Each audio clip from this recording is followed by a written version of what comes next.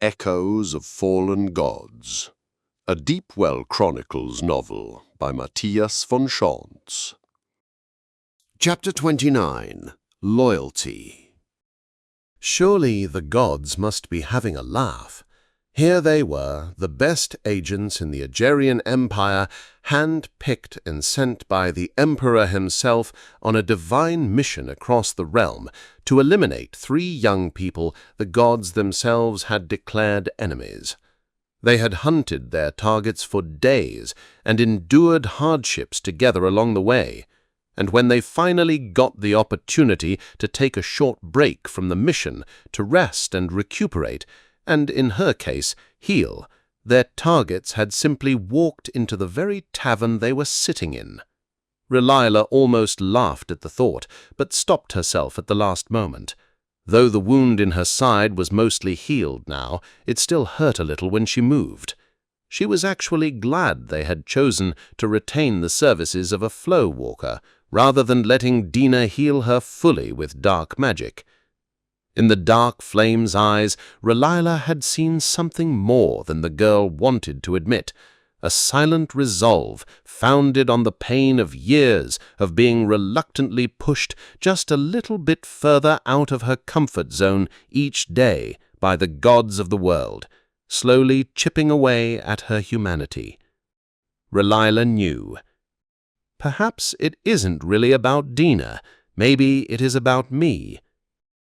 Her realization that Remura had manipulated her thoughts still stung. She would have to think about what she could learn from the dark flame, small ways she too could assert her independence, like when Dina had quietly defied her masters by arriving in Tyranny a day later than Mardekar had prophesied. Not so much that the gods would bring their wrath down on them, but enough to keep the last vestiges of their consciences alive, hidden below all the atrocities their patron gods were forcing them to commit in their names. The real problem was, of course, Sir Thema. Never having seen his eyes, she had no idea what he was thinking behind that black spiked iron helmet of his. There had been that moment of defiance against Mardekar when they first met in Orenleaf, but that might have been triggered only by his emotional connection to the place and her attempts to kill his great-grandchildren, bringing up old memories. Afterwards, he had still seemed completely dedicated to his god. Then again, maybe he wasn't quite as stoic as she had first thought. At least, he had made little jokes the past couple of days, something she initially hadn't thought him capable of. Not that that was even remotely the same as questioning the gods of the world, of course. In any case, she'd have to keep an eye on him. Still, asserting herself had to take second seat for now, she thought. No matter how she felt about the gods, they still had a mission for the Emperor to complete. Fortunately, it should be over very soon. With the 3 kids now securely in the hands of the Imperial garrison, all they had to do now was walk over there and arrange for them to be handed over for execution, though she still wasn't clear on how that would work with Mardekar's prophecy. "You're ready?" she asked her friends. Dina laughed. "I was just about to ask you the same. You're the one who's injured." "I'm good," Relila told her. "It sometimes hurts a little, but that's just an inconvenience, not a problem. I don't want to wait longer than necessary. They've already been sitting in that cell for 2 days now." Sir Thema nodded slowly. "I agree. We can't risk them being transferred to Blackrock. I'd prefer not to involve the officers there. Or worse, the Count." "Yeah, let's go talk to the captain of the garrison here then," she said, putting down her tankard with a soft thump. "I'm ready." They rose from their usual table in the corner of the Drunken Cat, left the inn, and walked briskly across the gravel-covered plaza that served as the village's informal centre. At the other end of the square there was a small stream with a stone bridge across it, and beyond it stood the low keep that served both as prison and barracks for the local imperial garrison. It was late in the evening, and the sun had already set. The night was warm and filled with the fragrances of high summer, from flower beds overflowing with roses and lavender, and hay drying on the golden fields. And, of course, from the ubiquitous horse manure littering the streets, though perhaps fragrance wasn't the best word for that. On the small wooden porch in front of the low stone building, the guard captain sat with his feet up on a table and his red and white uniform unbuttoned. Lit by a burning torch on the wall behind him, he held a small tobacco pipe with an exceedingly long stem in his right hand, from which he periodically drew, lazily puffing great blue circles of smoke into the mild evening air. Seeing the 3 imperial agents approach, he quickly rose to his feet and put the pipe down on the table, casually smoothing his jacket in the process, though he didn't have time to button it back up. "Good evening," he said with a deep, pleasant voice. "Glory be to the lion. I've seen you around the past few days. What can I do for you, good people? I'm Captain Halleck." Thankfully, he didn't put out his hand, wisely avoiding an awkward exchange. Relila strongly doubted Sathema would have taken it, though, come to think of it, she had to admit it would have been fun to watch. "Glory to the gods," the Knight Eternal responded, almost mechanically.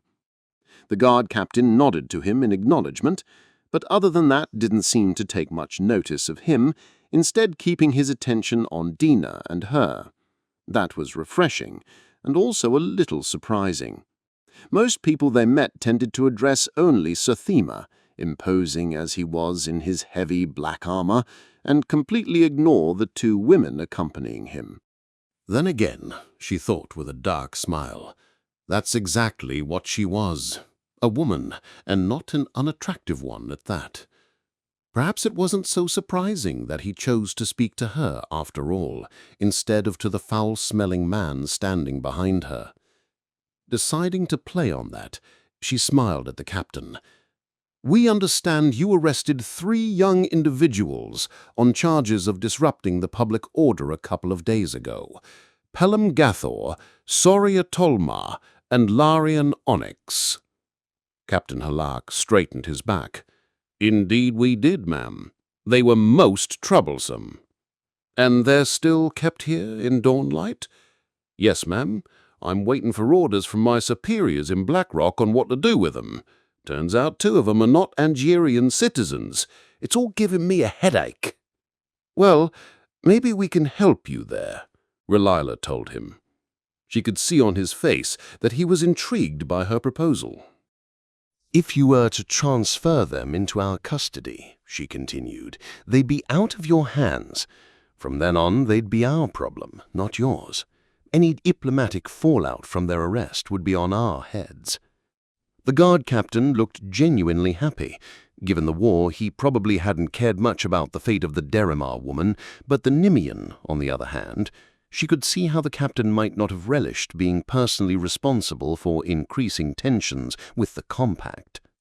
"Very good, ma'am," he said, relief evident in his voice. "I'll have my men bring them out to you." "Thank you," she said, flashing him her sweetest smile. No use stopping now. Captain Hallock tugged at his moustache, absent-mindedly curling the handlebar. "If I can just see your credentials, we're good to go." Their credentials? They were operating on direct orders from the gods here. It wasn't like Remora would manifest a note for them. "I'm sorry, Captain," she told him, still smiling. "We're on a mission from the Emperor and cannot disclose the exact nature of our orders." For a moment he tensed and said nothing. Then he seemed to relax again. "Of course, ma'am. I fully understand the need for secrecy and chain of command in the Emperor's army, and I do not need to know." Relila allowed herself to relax too. "Thank you, Captain. If that is all—" "I mean no disrespect, ma'am, but I'm afraid there are not that many women holding rank in the army," he told her, slowly buttoning his jacket as he spoke. "If you're commissioned, you're out of uniform, and if you're not, as a captain in the Emperor's army, I cannot take orders from a civilian." She could feel the smile she'd been upholding for the past minutes slowly becoming more and more strained. The man wasn't disrupting their mission because he opposed the Empire. He was impeding it precisely because he was the Empire. With that, Sir Thema stepped forward. Towering above the soldier in his spiked armor, the Knight Eternal was intimidating to say the least. "I am our credentials," he barked, holding up his closed, ironclad fist a hand's breadth in front of Captain Hullock's face. He continued, "This is my uniform, sir." The guard captain didn't budge. "And a very fine uniform it is, sir," he replied, "but the Knights Eternal are a religious denomination in service of Mardakar. I'm afraid you are not officially part of the Emperor's army. It would be unlawful for me to take orders from you." This was starting to get out of hand, R'lyeh thought. "Remura, grant me the power to slay the blasphemers," she whispered silently to her patron, the old prayer somewhat less spirited than it used to be. She was still angry with the god of leisure for her betrayal. To be perfectly honest, she could see Captain Halleck's point, too. As an officer of the Aegirian army, he would have sworn his oath of duty to the lion, not to the gods. Divine anger mixed with a heavy dose of impatience started to seep into Sir Thema's voice now. "Mardakar is the patron of the Empire. I serve him. The Empire serves Mardakar. Your god commands you to release the prisoners to us." Mentally, R'lyeh shook her head. That had probably been the wrong thing to say. If Captain Halleck accepted that, he'd basically acknowledged the Emperor was nothing more than a puppet of the gods, which, while technically true, would still be treason. She could feel the change in the air. R'lyeh stopped smiling. There was no longer any point to pretend. The die had now been cast. "Kill the blasphemer," Remura whispered at the back of her mind, like a serpent eager for blood. Despite her private rebellion, R'lyeh had no choice but to obey. "Soldiers!" Captain Halleck shouted. "Protect the prisoners!" No one could fault him for his bravery, she thought. Too bad. The Empire needed men like him. But he had made his choice, and now he would face the consequences of it. Well, she thought grimly, it was the role of man to live and to die in the service of the gods. Captain Halleck certainly wouldn't be the first soldier she'd killed, though he would be one of the finest. Calling on Remura's powers, she ignited the air in front of her right hand and propelled it forward. Like the roar of a raging dragon, it engulfed the man, for a moment drowning his terrified screams. But the fire kept burning his body long after she had stopped casting it, and R'lyeh could see him writhing in agony before he eventually lost consciousness and fell to a heap on the ground, his life ebbing out of him. Once again, a good man had died by her hand because the gods willed it so. She could feel the bloodlust, the intoxicating fragrance of suffering and loss. But for the first time since pledging her soul to Remura, she dared to think this was not who she was. Perhaps the thirst for violence wasn't truly hers, but her god's, seeping into her mind like water being sucked up into a sponge. If her patron could manipulate her thoughts, it stood to reason her emotions were probably puppeteered as well. That's not to say she wasn't complicit.